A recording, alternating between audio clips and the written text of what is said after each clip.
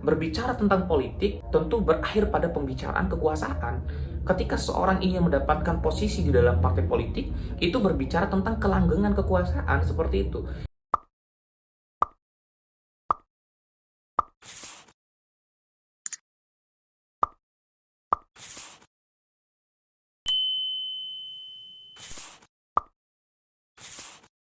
Halo, Assalamualaikum warahmatullahi wabarakatuh. Kembali lagi bersama Yusril Izam Hendra di channel YouTube Yusril Iza. Teman-teman semua, di konten kali ini kita akan membahas berkaitan dengan upaya kudeta yang terjadi di Indonesia. Berbeda dengan yang terjadi di Myanmar. Kalau Myanmar itu kudeta dilakukan oleh militer kepada pemerintah yang berkuasa karena ada indikasi kecurangan. Berbeda dengan Indonesia, walaupun di tahun 2019, di pemilu 2019 ada indikasi kecurangan, ya ada indikasi yang sama, tapi tidak terjadi kudeta sampai hari ini. Justru yang terjadi adalah kudeta kepada partai politik. Tapi yang menjadi pertanyaan besar, yang menjadi pertanyaan saya pribadi, kenapa perlu ada kudeta? Kenapa di partai politik justru ada kudeta semacam ingin menciptakan dualisme di dalam partai politik? Padahal ya negara kita hari ini kan kondisi politiknya sedang carut marut ya, di mana ya banyak sekali permasalahan yang terjadi. Apakah kudeta ini hanya semacam pengalihan isu, penggiringan opini yang dilakukan oleh kekuasaan karena kekuasaan tidak mampu menciptakan keadilan sosial, kesejahteraan, kebaikan ekonomi, kemudian tidak bisa menangani pandemi, banjir di mana-mana, atau memang upaya kudeta ini adalah suatu rangkaian strategi politik yang dimainkan oleh beberapa pihak untuk melumpuhkan internal Partai Demokrat. Nah, khawatirnya seperti itu ya. Nah, dari dua kemungkinan itu, di konten kali ini kita akan coba mengupasnya, karena memang sangat berbahaya ketika kedudukan suatu partai politik ya, ketika partai politik itu berusaha untuk dilumpuhkan, partai politik itu berusaha untuk dibelah, itu menciptakan suatu kondisi politik yang tidak kondusif. Itu menciptakan sebuah sejarah politik yang tidak baik, karena kita tahu bahwa upaya untuk memecah partai politik kemudian menciptakan dualisme atau semacam kudeta sekalipun itu bukan hal yang pertama terjadi di Indonesia, bukan hanya untuk Partai Demokrat sekali ini saja, tetapi ada banyak partai politik yang kemudian ketika pilkada akan diselenggarakan atau ketika perhelatan politik itu akan segera dilakukan, ya banyak sekali partai politik yang berusaha untuk dipecah secara internal. Partai-partai politik itu kemudian berusaha untuk dilumpuhkan. Misalkan sebut saja seperti Partai Berkarya. Partai Berkarya hari ini setelah di pemilu 2019 mendukung kubu Prabowo Sandi, kemudian mulai untuk survive di pemilu kada yang akan datang. Tetapi hari ini kemudian dengan permasalahan internal, Partai Berkarya kemudian tidak survive di pemilu kita.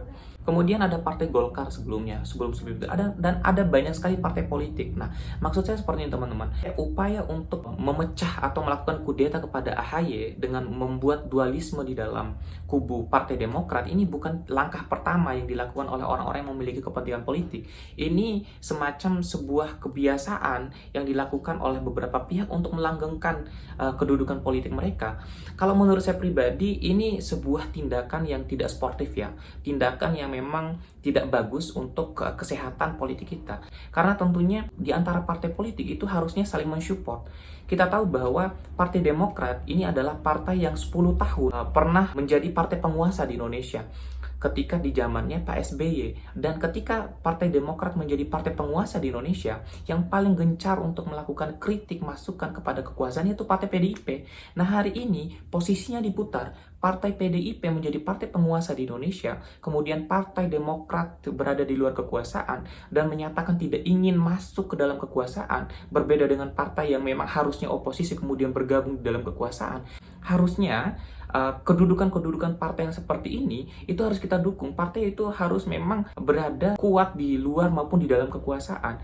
Kenapa partai politik itu tetap penting dalam suatu negara demokrasi? Karena di dalam partai politik inilah orang-orang kemudian dikader, orang-orang ini kemudian diproyeksikan untuk menduduki jabatan-jabatan strategis yang akan datang. Ketika partai politik ingin dilumpuhkan, partai politik ingin dipecah secara internal, ini ada apa gitu kan? Ada semacam sebuah kekhawatiran kita terhadap berjalannya demokrasi kita. Lagi pula gini teman-teman, upaya untuk melakukan kudeta, menciptakan dualisme di dalam kubu partai politik, itu suatu tindakan yang tidak sportif di dalam demokrasi.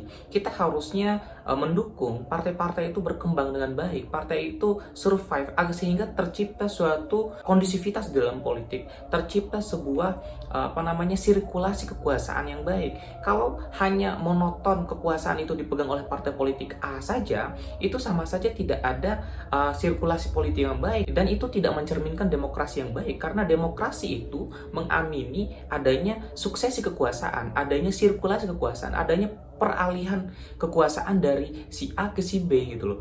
Kalau kekuasaan itu hanya dipegang oleh si A saja, ya apa bedanya dengan negara otoriter? Negara kita feodal kan seperti itu. Dan yang menarik teman-teman semua, justru yang mempunyai niat untuk melakukan kudeta atau membuat dualisme di internal kubu Partai Demokrat itu adalah kader-kader Partai Demokrat itu sendiri. Ada kader aktif maupun kader yang memang sudah dipecat secara tidak hormat dari Partai Demokrat.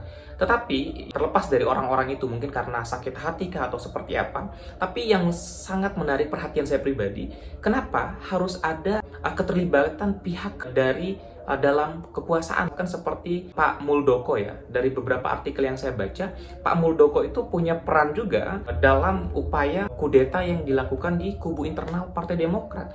Maksud saya begini, orang awam tuh berpikir, kenapa ya kok orang yang ada di kekuasaan ingin memecah belah partai yang ada di luar kekuasaan? Maksud saya gini, kalau memang Partai Demokrat itu memang tidak membahayakan, ya udah biarkan saja Partai Demokrat berkembang seperti itu.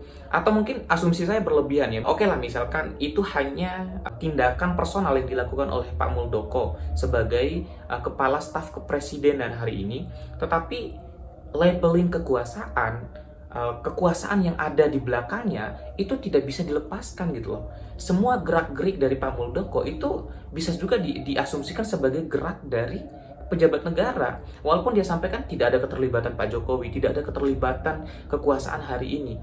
Khawatirnya saya, justru ada bisik-bisik kecil dari oligarki di belakang kekuasaan. Itu jauh lebih berbahaya daripada kekuasaan seperti itu, karena memang berbicara tentang politik tentu berakhir pada pembicaraan kekuasaan.